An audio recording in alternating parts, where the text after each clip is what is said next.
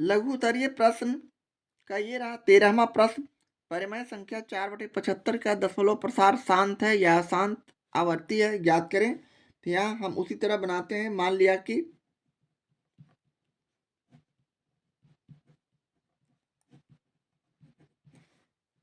a equal to 4/75 जो कि p/q के फॉर्म में है।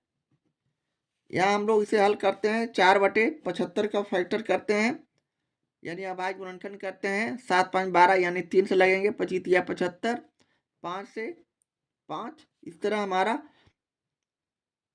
4/3 गुने 5 पर पावर 2 भी इसे लिख सकते हैं, 2 बार 5 है। अब हम यहाँ चूंकि लिख सकते हैं, चूंकि ए के हर में 5 के अतिरिक्त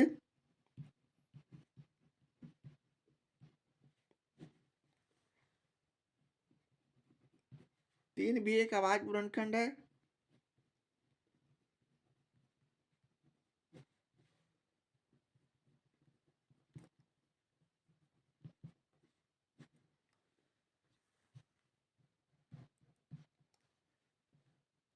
जो कि 10 के घात के रूप में नहीं लिखा हुआ है, इसलिए इसे हम यह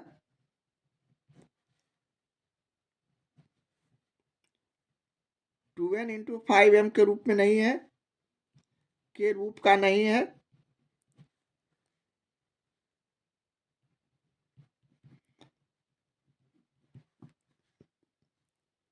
शांत के लिए हमें 10 के घात का संख्या होना चाहिए, यानी 2n × 5m के रूप का होना चाहिए।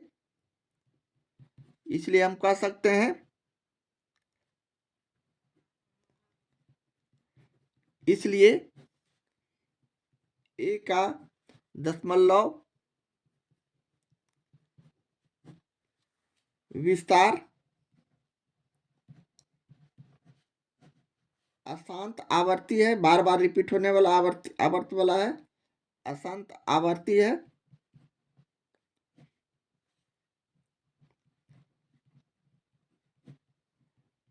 अरे ये हमारा आंसर हो जाएगा, अशांत आवर्ती। यहाँ हम लिख देंगे अपने आंसर शीट पर, और ये हमारा सॉल्यूशन है। इस तरह हम प्रश्न 13 का सॉल्यूशन करते हैं। लघु उत्तरीय प्रश्न का ये रहा आपका 14वां प्रश्न। यदि भिन्न a/b में b बराबर 2n × 5m के रूप में हो तब संख्या कौन सी होगी। तो यहाँ 10 के घात का रूप का संख्या दिया हुआ, तो इसे हम सीधे परिमेय संख्या लिखेंगे।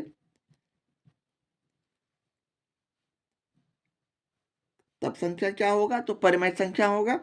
यही हमारा आंसर हो जाएगा। अगला प्रश्न 15वां लेते हुए, परिमेय संख्या 73/2⁴ × 5⁻³ का दशमलव विस्तार दशमलव के कितने स्थानों के बाद शांत हो जाएगा। तो इसे भी हम उसी तरह हल करेंगे, यानी इसे हम अभिष्ट संख्या लिखते हुए अपने सॉल्यूशन में प्रॉब्लम को रखते हैं, यानी 73/2⁴ × 5⁻3। अब यहाँ से हम लोग कैलकुलेशन को किस तरह आगे बढ़ाते हैं सो देख रहा है, यानी 73 हम इसे 2 जैसा कि ऊपर 2n × 5m के रूप में लिखेंगे, यानी 2⁴ है। हम घातांक को इक्वल करते हैं, बराबर करते हैं, 5⁻3 है, तो इसमें 5⁻1 को हम गुना कर देंगे, तो 3 और 1 4 हो जाएंगे।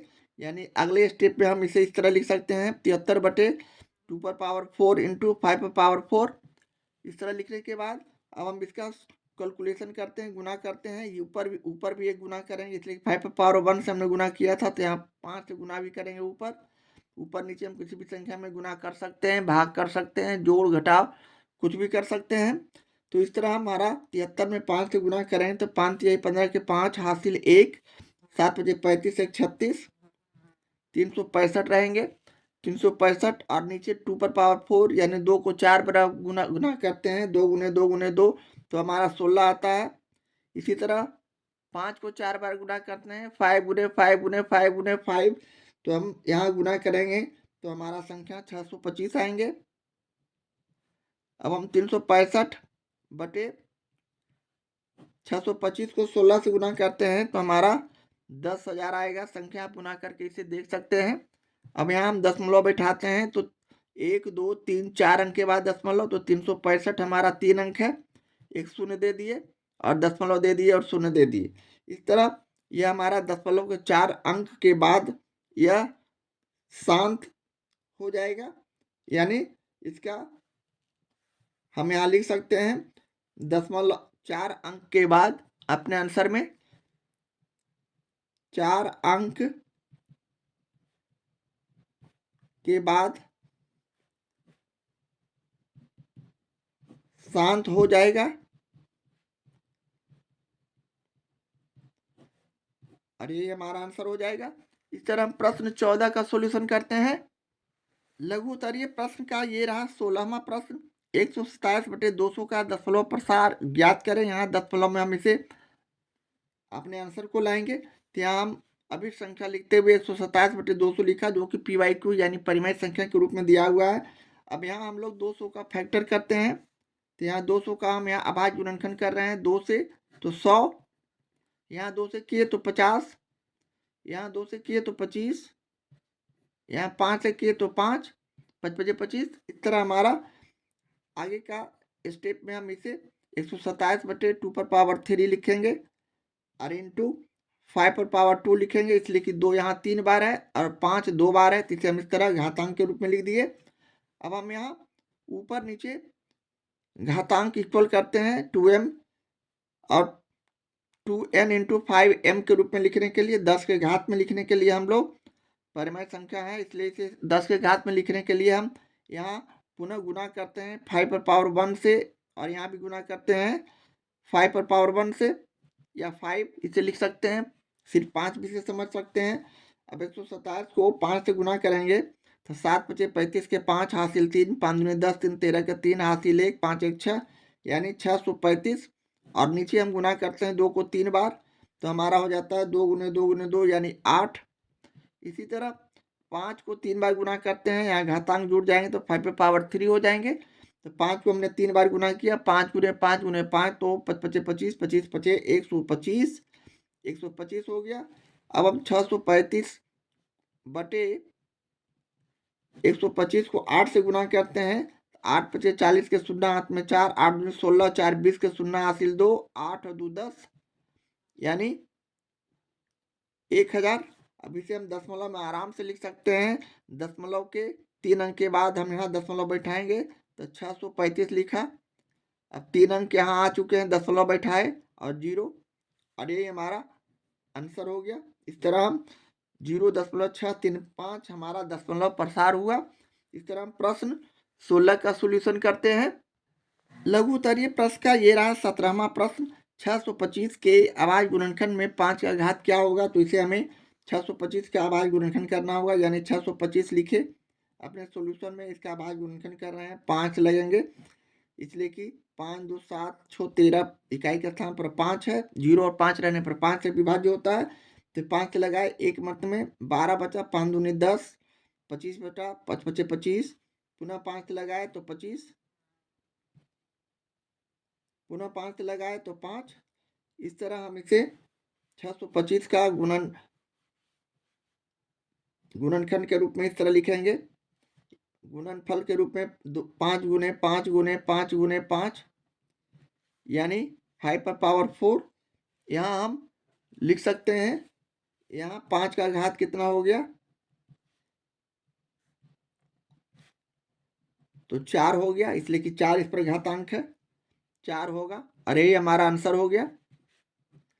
इसी तरह अगला प्रश्न 18 लेते हुए 156 का अभाज्य गुणनखंड ज्ञात करें। तो उसी तरह हम अपने सॉल्यूशन में 156 लिखे और इसका अभाज्य गुणनखंड 2 से, 2 सती 14, 2 अठी 16, पुनः 2 से,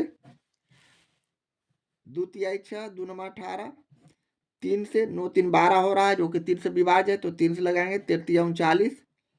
इस तरह हम 156 को भी उसी तरह लिख सकते हैं गुणनफल के रूप में, 2 गुने 2 गुने 3 गुने 13, या इसे हम घातांक में रूप में इस तरह लिख सकते हैं 2/2 और गुने 3 गुने 13। अरे हमारा अभाज्य गुणनखंड हुआ। इस तरह हमारा ये आंसर हो गया। इस तरह हम प्रश्न 18 का सॉल्यूशन करते हैं। लघु उत्तरीय प्रश्न का ये रहा 19वां प्रश्न।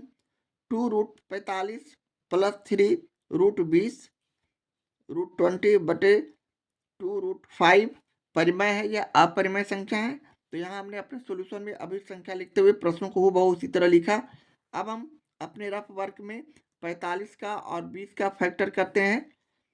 45 का पहले फैक्टर किए, 5 4 9 यानी 3 से कटेंगे ये, तो 3 से काटे, 15 तिया 45, पुनः 3 से तो 5, अब आगे फैक्टर होगा नहीं।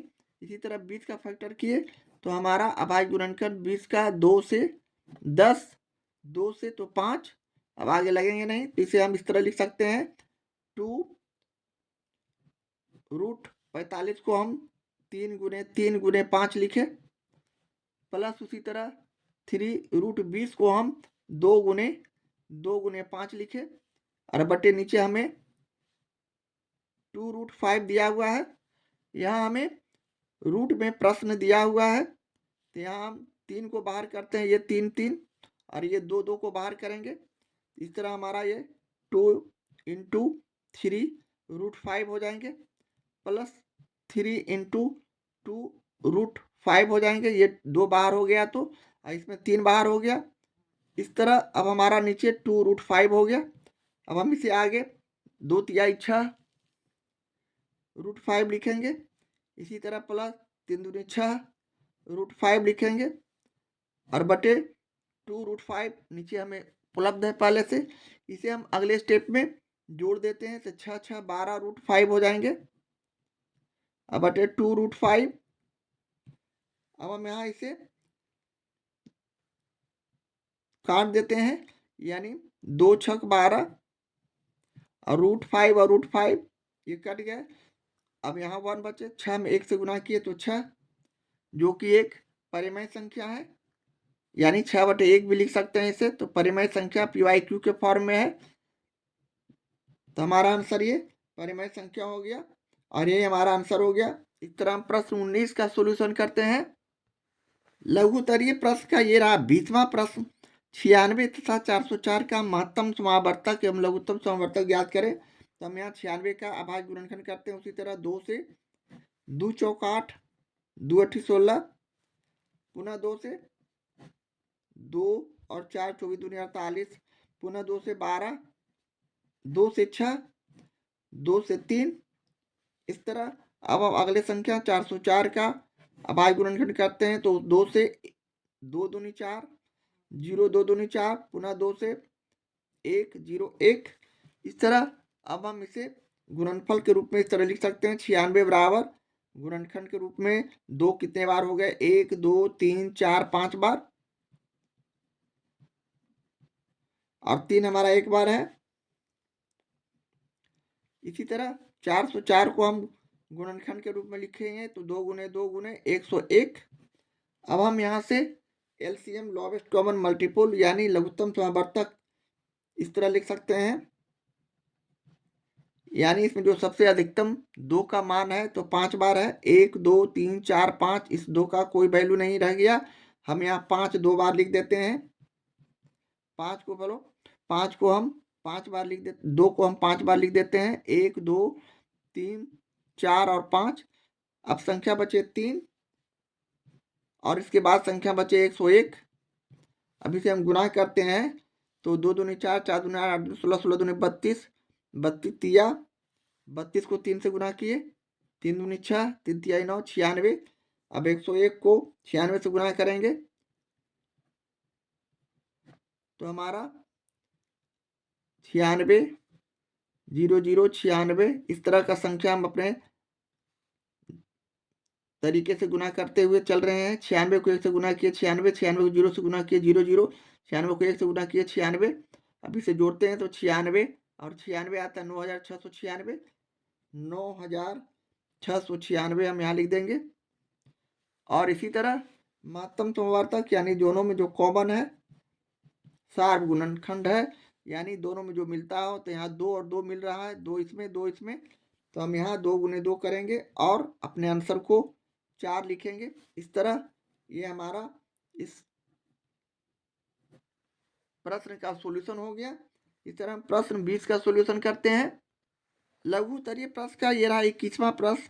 1/√2 एक कौन सी संख्या है, तो √2 हम जानते हैं कि अपरिमेय संख्या है, तो यहाँ हम इसे सीधे अपने आंसर में अपरिमेय संख्या रख देंगे।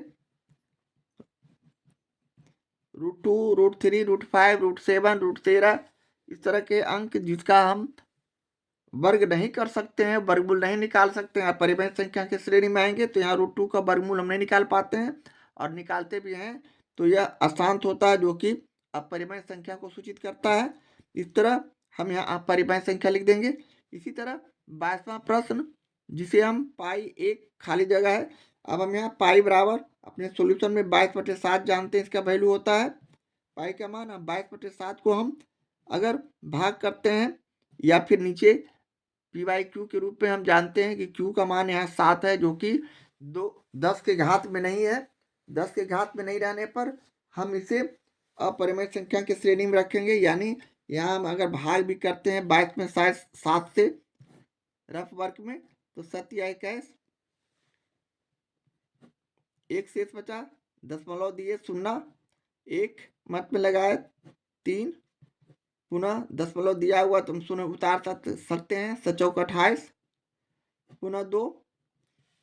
इस तरह हम आगे बढ़ते जाएंगे, 0 दिए 7×2 14 यानी 6। इस तरह हम आगे बढ़ते जाएंगे, इसका सॉल्यूशन आएगा नहीं, इन्फिनिटिव नंबर आते जाएगा। हम लगातार इसका भाग करते जाएंगे और संख्या लगातार इस तरह आते जाएंगे। तो इस तरह की संख्या को हम लोग क्या कहते हैं, तो अपरिमेय संख्या कहते हैं। तो हम लिख सकते हैं, अतः यहाँ लिख देंगे सीधे अपरिमेय संख्या, और यही हमारा आंसर हो जाएगा। विशेष करने की कोई जरूरत नहीं है।